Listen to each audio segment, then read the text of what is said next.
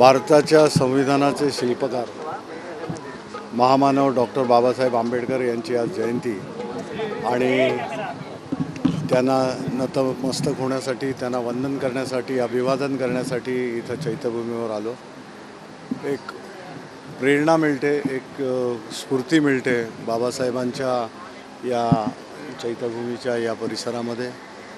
एक चांगलं तीर्थक्षेत्र आपण म्हणतो तसं पावित्र्य इथे राखलं जातं आहे आणि इथं अभिवादन केल्यानंतर एक स्फूर्ती मिळते त्याच्यासाठी। संविधान धोक्यात आहे असं विरोधक आवाज होतात आपले काय?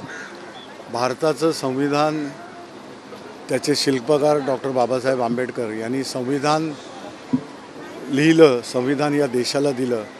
ते मुळात लोकशाहीचा आत्मा आहे। लोकशाही, भारताची प्रगत लोकशाही आणि सुदृढ सशक्त लोकशाही हे संविधानामध्ये प्रत्येक वाक्यामध्ये, प्रत्येक शब्दामध्ये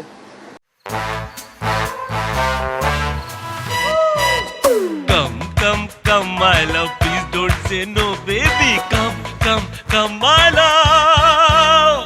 वी-गार्ड के air coolers extra large cooling pads के साथ जो अच्छों को ठंडा करे। V-Guard air coolers, long lasting cooling. वक्तव्य अशा प्रकारची केली असतील ती मुळातच अवैध तर आहेतच, परंतु विचारशक्तीचा, सद्भावनेचा अभाव असलेली वक्तव्य आहेत। या लोकशाहीमध्ये डॉक्टर बाबासाहेब आंबेडकरांनी सगळ्यात मोठा अधिकार हा जनतेला, लोकांना, सर्वसामान्यांना दिलेला आहे आणि त्यामुळे लोकशाहीचा खरा कणा हा सर्वसामान्य माणूस, जनता आहे, नागरिक आहे। त्यामुळे कोणी कितीही प्रयत्न केले तरी भारतीय संविधान आणि भारताची लोकशाही ही पुढं वाढतच जाईल, वृद्धिंगतच होत जाईल आणि मजबूत राहील। सर, गेले काही महिने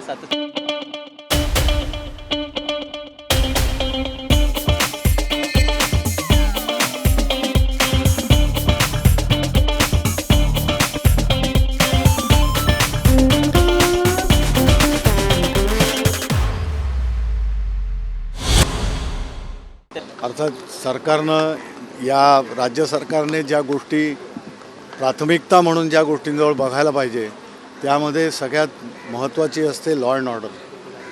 आज लॉ अँड ऑर्डरचे कसे धिंडवडे निघत आहेत, काय होतं आहे याचा कारण सरकारमध्ये त्यांचाच पायपोस असलेल्या गोष्टींमध्ये नाही आहे।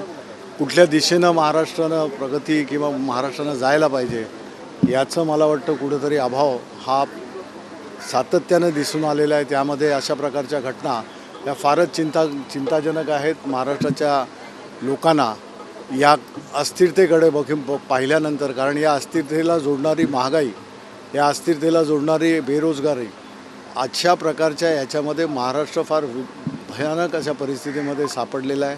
मग तरुणांसाठी असो, विद्यार्थ्यांसाठी असो, महिलांसाठी असो, सर्व नागरिकांसाठी, शेतकऱ्यांसाठी असू द्या।